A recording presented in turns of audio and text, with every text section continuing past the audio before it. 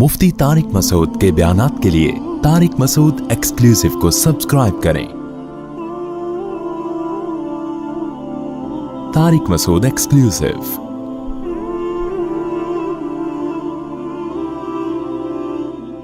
सहीह बुखारी में है कि बनी इसराइल ने हजरत मूसा अलैहिस्सलाम से पूछा कि इस वक्त दुनिया में सबसे बड़ा आलिम कौन है। मूसा अलैहिस्सलाम ने फरमाया मैं। कौन है? मैं। बात बिल्कुल सही थी, लेकिन अल्लाह को ये अंदाज पसंद नहीं आया, क्योंकि अल्लाह को इंसान में मैं पसंद नहीं है कि मैं ये हूं, मैं यूं। बाल लोग ना तकब्बुर से दिमाग खराब हो जाता है, मैं कर करके, मैंने ये किया तो मैंने ये किया। खोपड़ी उनकी ऊपर की क्या हो जाती है। हम जब बचपन में स्विमिंग सीखते थे ना, तो अब जैसे हमारे किसी दोस्त ने किसी को थोड़ी सी स्विमिंग सिखाई, यूं यूं कर, अब वो यूं यूं कर रहा है ना, तो उसको आ गई, तो दूसरा बार बार कह रहा है ये मैंने बताया है। अब वो उसको आ गई ना, यहां से वहां चला गया, कह रहा है यार देखो मैं यहां से गया, मुफ्ती मौलाना साहब यहां से वहां निकल आया। दूसरा क्या कह रहा है? मैंने बताया था। हर जगह वो मैंने बताया था। मैंने कहा बस कर यार, तूने बताया था, ठीक है। वो एक दफा हो गया ना। तो ये जो मैं है ना, मैंने किया है, ये अल्लाह को पसंद नहीं। अब मूसा अलैहिस्सलाम चूंकि अल्लाह के बड़े बरगुज़ीदा पैगंबर हैं, तो बड़े लोगों की छोटी सी खता भी अल्लाह की नजर में बहुत बड़ी खता होती। तो अल्लाह ने मूसा अलैहिस्सलाम से कहा कि भाई कहना ये चाहिए था कि अल्लाह का इल्म सबसे ज्यादा है, अल्लाह की तरफ फेरना चाहिए था। तो अल्लाह ने मूसा अलैहिस्सलाम से कहा कि जाओ, एक बंदा है मेरा खजिर, उसके पास जाओ, उसको हमने कुछ ऐसे उलूम दिए हैं जो आपके पास नहीं। हजरत मूसा अपने खादिम को लेके निकल गए। भाई अल्लाह ने हुक्म दिया एक जगह जाना है। उनका नाम क्या था? खजिर। वो पैगंबर थे या नहीं थे, इसमें इख्तिलाफ है। पैगंबर थे तो हमारा ईमान है, वरना कोई अल्लाह के वली थे, लेकिन मूसा अलैहिस्सलाम से अफजल नहीं थे वो। अब जब मूसा अलैहिस्सलाम उनके पास गए हैं, वहां पहुंचे हैं, थकावट से हाल, वहां जाके कहा कि अल्लाह ने मुझे हुक्म दिया है कि मैं आपके पास कुछ टाइम गुजारूं और आपके साथ सफर करूं।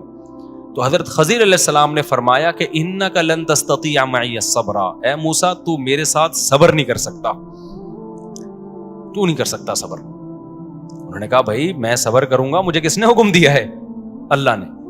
मैं वादा करता हूं अब सब्र करूंगा। तो खजीर अलैहिस्सलाम ने कहा अच्छा, मूसा अलैहिस्सलाम के साथ उनके खादिम भी थे, तो खादिम रखना भी कोई बुरा नहीं है। अगर किसी ने कोई खादिम रखा हुआ है, वो खादिम उसके जूते उठा रहा है, उसके कपड़े धो रहा है, उसकी खिदमत कर रहा है, तो ये कोई तकब्बुर में नहीं आता। समझते हो कि नहीं समझते? तो मूसा अलैहिस्सलाम के भी खादिम था, उलमा के पास भी खादिम होते हैं, और घरों में जिनके पास पैसा है वो मुलाजमत पे खादिम रखते हैं, नौकर रखते हैं। ये सहाबा से भी साबित है, ताबीईन से भी साबित है। तो ये अमल तकब्बुर में दाखिल नहीं है, बल्कि अल्लाह ने जिसको पैसा दिया है तो वो सहूलतें हासिल करता है ना, अच्छा खाता है, अच्छा पहनता है, तो घर में मुलाजिम भी रख सकता है वो। तो अब क्या हुआ है कि नबी हजरत मूसा अलैहिस्सलाम जब उनके पास गए तो उन्होंने कहा आप सब्र नहीं कर सकते। मूसा अलैहिस्सलाम ने वादा कर लिया भाई मैं पक्का सब्र करूंगा। जल्दी जल्दी वाकया सुना रहा हूं। सफर किया, खादिम भी साथ, हजरत मूसा भी साथ, और खज़र अलैहिस्सलाम भी। किश्ती में बैठे, जब किश्ती से उतरने लगे तो हजरत खज़र ने उस किश्ती का फट्टा फाड़ दिया, उसको ऐबदार बना दिया। मूसा अलैहिस्सलाम ने फरमाया लक़द जीत शैअन इमरा, गलत किया आपने। एक आदमी मल्ला है, वो हमें किश्ती में बिठा के ले गया, बिला वजह उसकी किश्ती आपने क्या कर दी है भाई? ना कोई इससे झगड़ा हुआ हमारा, ना कोई, बिला वजह एक मजदूर आदमी, अच्छा भला आदमी, किश्ती को आपने तोड़ ताड़ दिया, एक फट्टा निकाल दिया था उसका। हजरत खज़र ने कहा कि मैंने कहा नहीं था कि आप मेरे साथ सब्र नहीं कर सकते। हजरत मूसा ने कहा मैं मादरत चाहता हूं, और आप अब मुझ पे ज्यादा मुश्किल हुक्म ना दें मुझे। एक दफा इन हर इंसान से गलती हो जाती है, मैं अपनी गलती का एतराफ करता हूं, पक्का वादा करता हूं आइंदा आपसे आइंदा कोई एतराज नहीं करूंगा। फिर आगे गए हैं, एक लड़का आया, नौजवान लड़का, खज़र अलैहिस्सलाम ने उसको कत्ल कर दिया। क़ाल अक़तलत नफ्सन ज़किय्यतन बिग़ैरि नफ्स, हजरत मूसा ने कहा एक अच्छा भला लड़का, कोई गुनाह नहीं हुआ उससे, इंसानी जान का कत्ल इतना बड़ा जुर्म है, ऐ वही बंदा मार दिया आपने भाई बंदा ही मार दिया आपने। हजरत खज़र ने फरमाया अलम अक़ुल लका इन्नका लन तस्ततिअ मई सब्रा, मैंने आपसे कहा नहीं था कि आप सब्र नहीं कर सकते।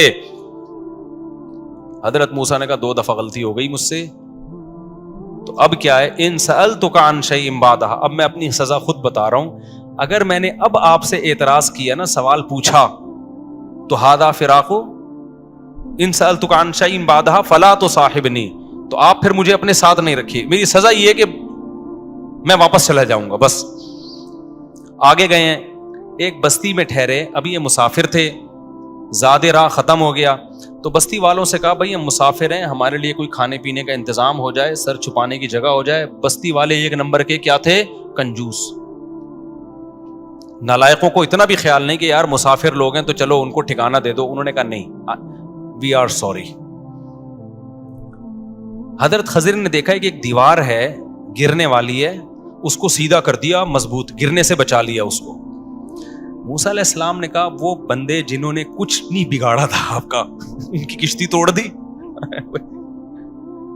وہ نوجوان جو بیچارہ آیا سلام کیا، اس بندے کو ہی مار دیا۔ اور جو نالائق ظالم لوگ، 1 نمبر کے کنجوس لوگ، نہ کھلا رہے ہیں نہ مہمانوں کا اکرام کر رہے ہیں۔ پیغمبروں کے تو چہروں پہ ویسے ہی بڑا نور ہوتا ہے کہ نہ ان چہروں کا خیال کر رہے ہیں، ان کی دیواریں کیا ہو رہی ہیں؟ بستی کی دیواریں ٹھیک ہو رہی ہیں۔ حضرت خضر نے فرمایا ھذا فراق بینی و بینک، اے موسیٰ تیرا راستہ الگ اور میرا راستہ الگ۔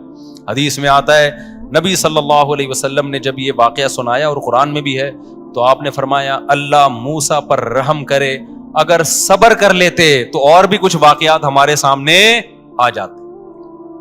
لیکن علماء نے بیان کیا ہے کہ یہاں موسیٰ کا صبر نہ کرنا ہی موسیٰ کے موسیٰ ہونے کی دلیل ہے، کیونکہ پیغمبر جس چیز کو غلط سمجھتے ہیں اس پہ خاموش نہیں۔ پیغمبر کا مزاج ایسا ہوتا ہے کہ غلط دیکھ کے ان سے نہیں برداشت ہوتا۔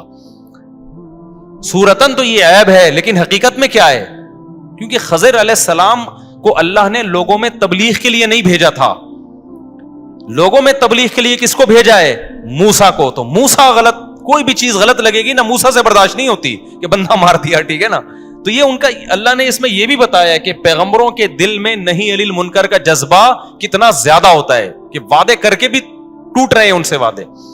پھر وہ خضر علیہ السلام نے بتایا کہ جو پہلے کشتی تھی نا جس کو میں نے توڑ دیا، تو اللہ نے مجھے یہ بات بتائی تھی۔ اللہ بعض دفعہ کسی پہ وحی کر دیتے ہیں، بتا دیتے ہیں۔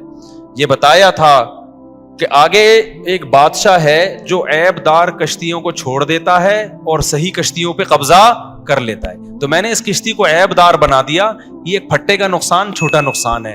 اگر میں اس کو عیب دار نہ بناتا، آگے بادشاہ نے اس ملاح کی کشتی پہ قبضہ کر لینا، تو وہ بڑا نقصان تھا۔ تو میں نے بڑے نقصان سے بچانے کے لیے کیا کر دیا؟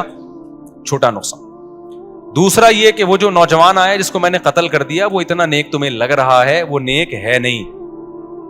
اس نے اپنے بڑے ہونے کے بعد، اللہ نے کے علم میں یہ بات تھی، اللہ نے مجھے وحی کر کے بتایا کہ یہ بڑے ہونے کے بعد اپنے ماں باپ کو بے انتہا ستاتا ہے۔ ایسی بھی نافرمان اولادیں ہیں جنہوں نے اپنے ماں باپ کو قتل کیا ہے، تو اللہ نے حکم دیا کہ اس کو قتل کر دو، اور پھر اللہ اس کے بدلے میں ان کو نیک صالح اولاد دے گا۔ اس کے بدلے میں اللہ کیا دے گا ان کو؟ نیک صالح اولاد۔ اب میں اس میں سبق کیا ملتا ہے یہ میں آخر میں بتاتا ہوں۔ تیسری بات یہ کہ وہ جو کنجوس لوگ تھے نا، جن کا یہ تھا کہ دیوار گرنے والی تھی تو سیدھی کر دی، اس دیوار کے نیچے یتیموں کا خزانہ تھا، اور ان یتیموں کا والد کانا ابوہما صالحا، نیک آدمی تھا، جس کی ڈیتھ ہو گئی، جس کی موت ہو گئی۔ وہ والد اپنے بچوں کے لیے اس دیوار کے نیچے خزانہ دفن کر کے گیا تھا۔ بچوں کو پتا ہے بچے بڑے ہوں گے خزانہ نکال لیں گے، یہ دیوار اگر آٹومیٹیکلی گر جاتی تو قوم خزانہ چوری کر کے کھا جاتی۔ دیکھنے میں تو لگ رہا ہے اس قوم کو فائدہ پہنچایا، حقیقت میں کیا کیا ہے؟ نقصان، ان یتیموں کا مال بچایا ہے میں نے۔ اس سے کیا پتا چلتا ہے؟ دیکھو، اب ایسا نہ ہو کہ آپ کوئی خضر علیہ السلام بننے کی کوشش کریں، یا کوئی آج پیر صاحب آ جائے، بندے کو تھپڑ لگا دیا، قتل کر دیا، ابے کیوں مارا؟ مجھے خواب آیا تھا کہ بہت 2 نمبر آدمی ہے یہ۔ شریعت اب مکمل ہو چکی ہے، اب گواہیوں کے بغیر نہ کسی کو قتل کرنے کی اجازت، نہ کسی کی دیوار گرانے کی اجازت، نہ کسی کے پھٹے کشتیوں کے توڑنے کی اجازت ہے، کسی کو اس کی اجازت نہیں ہے، بلکہ شریعت نے ایک لا بتا دیا ہے۔ یہ تو اللہ نے بتا دیا کہ پچھلی امتوں میں اللہ نے ایسے معاملات بھی کیے ہیں، یہ کیوں بتایا اللہ نے؟ اس میں کیا سبق ملتا ہے؟ دیکھو، ہمارے ساتھ کچھ ایسے کام ہو رہے ہوتے ہیں جو ہم سمجھتے ہیں کہ ہمارے ساتھ غلط ہو رہا ہے، لیکن اللہ کے علم میں وہ کیا ہو رہا ہوتا ہے؟ صحیح ہو رہا ہوتا ہے، ہمیں نہیں پتا ہوتا۔ تو جس کا اللہ پہ توکل ہوگا نا، اب جیسے جس ملاح کی کشتی حضرت خضر نے توڑ دی، وہ تو کہہ رہا ہوگا یار میری کشتی کا بیڑا غرق کر دیا، نقصان کر دیا، لیکن وہ اللہ پہ توکل کرے تو کیا کہے گا؟ بھائی اسی میں کیا ہوگی، بس اللہ کی طرف سے کچھ ہو گیا، ٹھیک ہے، ہمیں نہیں پتا کیا ہے لیکن خیر ہے، یہی سوچے گا نا۔ اب جن ماں باپ کا بچہ مر گیا، قتل ہو گیا، جو بے صبرے ہوں گے وہ تو ساری زندگی روتے رہیں گے، ہمارا اتنا بچہ چلا گیا دنیا سے، ہمارا بچہ مر گیا، ہمارا یہ ہو گیا، یہ ہو گیا۔ جو صبر کرنے والے ہوں گے وہ کہیں گے بھائی شاید اسی میں اللہ کے علم میں کوئی خیر ہو، ضروری نہیں کہ بچہ بڑا ہو کے نافرمان ہو سکتا ہے، کچھ بھی ہو سکتا ہے نا، کچھ بھی ہو سکتا ہے، بعد میں کوئی ایسا حادثہ ہو جائے اس کے ساتھ کہ آپ سے وہ غم برداشت نہ ہو۔ تو ہمیں اس میں یہ بتایا گیا ہے کہ جو بھی ہو رہا ہے، جو اللہ کے بارے میں اچھا سوچتا ہے تو سمجھو اس کے ساتھ اچھا ہو رہا ہے، جو اللہ کے بارے میں غلط سوچتا ہے تو اس کے ساتھ غلط ہو رہا ہے۔ حدیث میں آتا ہے اللہ تعالیٰ کہتے ہیں انا عند ظن عبدی بی، میرا بندہ میرے بارے میں جیسا گمان رکھتا ہے میں بھی اس کے ساتھ معاملات ایسے کرتا ہوں۔ اگر آپ کے ساتھ کچھ الٹا سیدھا ہو رہا ہے اور آپ کہتے ہیں یار جو ہو رہا ہے میرا رب میرے لیے بہتری کے لیے کر رہا ہے، تو حقیقت میں وہ کس کے لیے ہو رہا ہے؟ آپ کی بہتری کے لیے ہو رہا ہے۔ اور اگر آپ کے ساتھ کچھ الٹا سیدھا ہوا اور آپ نے کہا یار اللہ کو میں ہی ملا ہوں ٹینشن دینے کے لیے، تو سمجھ لو کہ واقعی آپ ہی ہیں ٹینشن کے لیے، ٹھیک ہے نا؟ اللہ آپ کو کیا دے رہا ہے؟ ٹینشن نہیں دے رہا ہے۔ اور اس میں آخری بات یہ کہ دیکھو ان بچوں کا باپ نیک آدمی تھا، باپ مر گیا، قرآن کے الفاظ ہیں وَكَانَ أَبُوهُمَا صَالِحًا، تو باپ نیک ہونے کا اللہ کی طرف سے کیسا انتظام ہو رہا ہے کہ بچوں کی وراثت کی حفاظت کے لیے حضرت خضر کو بھیجا جا رہا ہے کہ ان کی حفاظت کرو۔ اس سے پتہ چلتا ہے کہ ماں باپ کی نیکیاں، ان کا نیک ہونا اولاد کے بھی کام آتا ہے، اور اللہ اولاد کے لیے غیب سے انتظام کرتا ہے۔ اب یہ چیز کوئی ٹریس تھوڑی کر سکتا ہے کہ کس وقت کس کے لیے کیا ہو رہا ہے۔ اس سے پتہ چلتا ہے کہ آپ کی نیکی صرف آپ کے کام نہیں آتی بلکہ آپ کی اولاد کے بھی کام آتی ہے۔ لہذا اپنے اولاد کا مستقبل بنانا چاہتے ہو تو اس کے لیے اپنے آپ کو بھی ٹھیک کرنا پڑے گا آپ کو۔ تو یہ بھی ہمیں اس میں بہت اہم سبق ملتا ہے۔ اللہ تعالی ہمیں سمجھنے کی، عمل کی توفیق عطا فرمائے۔